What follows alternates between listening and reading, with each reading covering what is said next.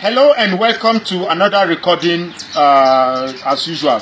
My name is Magnus Oraka, and today I want to talk specially to Mr. Osinbajo, who is the Vice President, Federal Republic of Nigeria.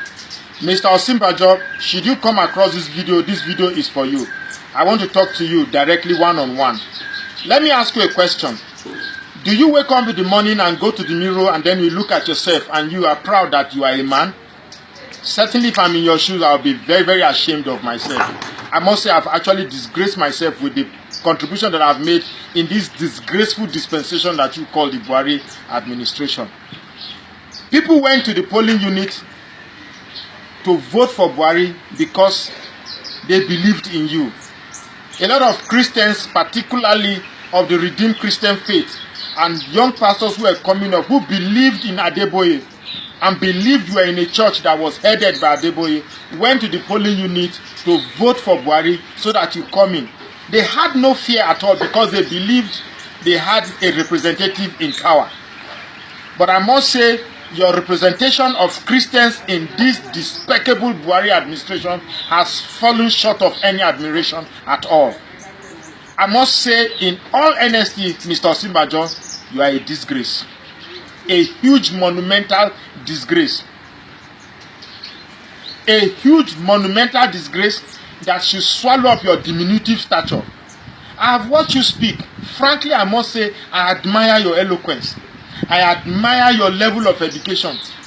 Frankly speaking, the way you speak, one would have actually loved to have a president that have your great voice and mannerism when you address the public.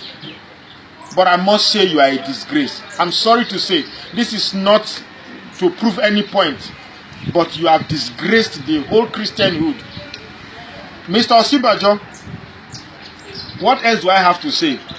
There is a rumor now that Mr. Buhari wants to drop you for next election in 2019. If that happens, let me say that you have been destroyed totally in the history of politics in Nigeria.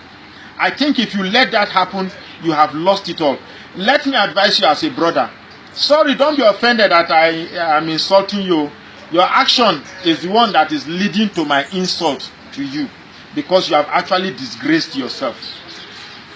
The only play you have now as a president that have been used and about to be dumped is to resign. Even if it means you don't see anything, I still advise that you resign. What the hell is going on with you? Does it mean that parents wasted a huge amount of money to make you a lawyer only to become a stooge to an aboki without a certificate? This is shameful. I'm sure you don't look at this thing from this perspective.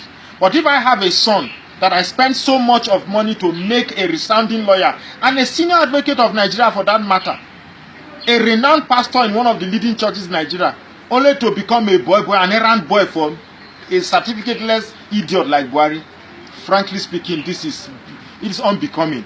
I feel ashamed that you could even hold your head up. Let me tell you, an Hausa man with your same status will not agree to work under an illiterate southern president. How come must you belittle yourself just because of a name, Vice President of Nigeria?